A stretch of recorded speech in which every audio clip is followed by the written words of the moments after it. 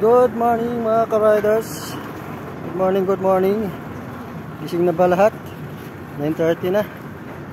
Mga ka-riders, dito muna tayo sa park. Ikot-ikot muna tayo dito mga ka-riders. Exercise ng konti sa ating balakang. Medyo matagal-tagal nang hindi ito na i-exercise. Dito muna tayo. Mga ka-riders, maganda dito mga ka-riders kasi maluwag na lugar, medyo mahangin. May daladala pa akong water para pag inuhaw, konting lagok pang pawala sa pagod. Konti pa lang naikot ko, nakailang ikot pala ako dito, medyo hingal na. Tagal nang wala exercise ang katawan mga ka-riders. Dito lakad-lakad lang muna tayo dito mga ka-riders kasi maganda yung lugar dito, mahangin at saka maliwalas. Saka yung panahon ngayon maganda kasi makulimlim, walang kainit-init. Maganda dito magpaikot-ikot mga ka-riders. Dito lang to sa Daang Hari, Cavite. Dito ako nagtatambay pagka nakahatid ako ng aking alaga. Mas malapit kasi dito, tsaka wala pong parking doon sa school, kaya dito ako nagtatambay. Ganda ng lugar dito, maluwag, tsaka fresh na fresh yung hangin dito. Pag nag-exercise ka dito, medyo napagod ka, pahinga ka ng konti. Tapos meron dito mga fast food, pwede ka ditong magkape-kape muna konti. Ayan, may mga open na ditong fast food. Kailangan, ayan, maraming fast food dito, nasa 3 magkakasunod na fast food. Ayan, puro open na yan, maaga yan nag-o-open sila. Kung gusto mong magkape dyan or burger, pwede mga ka-riders. Pag umaga dito ako nag-iikot-ikot pagdating ko dito. Pagka parada ng sasakyan, dito na ako. Ang sarap ng hangin dito, ayun oh. Sarap ng hangin. Fresh na fresh. Wala pollution dito kasi ano to open air tong lugar na to.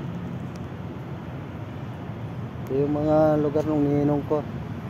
Ayan, sobrang lapad nito. Mga fast food magkakadikit dito. Ayan. Ayun si Jollibee natatawa. Siguro almusal na yan kasi maganda na yung pagmumukha ni Jollibee oh. Siguro nakapag-almusal na ito. Tingnan niyo si Jollibee, tuwan-tuwa oh. Siguro nakapagkape na mga ka-riders, di ba? Dito sa gitna meron din naman dito mga fast food na pag gusto nyong kumain. Marami dito. Maganda tong mall na to, problema wala pa halos tao dito pumupunta. Pabalik-balik ako rito, kakaunti lang halos ang tao rito. Tsaka dito maraming tindahan dito ng mga authentic na shoes, mga damit. Halos lahat ng authentic na shoes nandito nakapwesto. Kaya lang kulang sa tao. Kakapiraso lang yung tao dito pumupunta. Hindi kagaya ng mga ibang mall na dinodumog dito. Wala. Ang nagdodumog dito langgam. Kikita ko dito sa puno, ang dami. Ayan.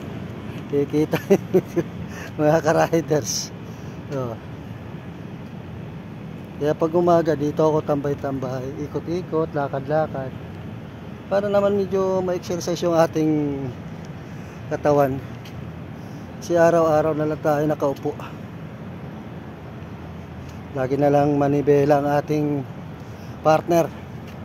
Kaya dito muna tayo habang maaga, tsaka makulimlim yung panahon. Napakasarap dito. Ayan. Nakakasarap dito maglakad-lakad. Nakakawalang pagod, nakakawalang stress. Wala stress mo dito pagka nandito ka maglakad-lakad kasi sariwang-sariwa yung hangin dito. Napakalawag.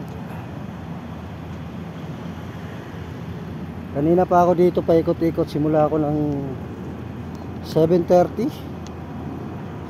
ng umaga, nandito na ako. Nakatatlong balik na ako. Ayan. Masarap kasi ngayon mag-ikot-ikot dito dahil napakalilim. Tsaka walang araw. Kaya lang nahingal na ako sa pangatlo kong ikot. Ito yung ano sa katawan natin na kulang sa exercise. Kaya kailangan talaga pag umaga medyo galaw-galaw muna. Kumbaga may kasabihan ba na galaw-galaw baka ma-stroke.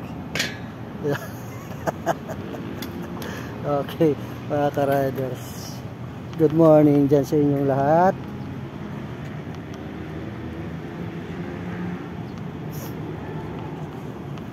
Shout out dyan sa aking mga tropa Balete, Aklan. Sila dyan, sila Rolly dyan, Rolly, papa niya, Nima, at sa aking kapatid si Gina, sa aking mga pamangkin dyan sa Aklan, Balete, Kalibo, at saka sa New Washington. Shout out sa inyong lahat. Good morning, good morning, good morning mga ka-riders. Maraming salamat sa inyo. Thank you.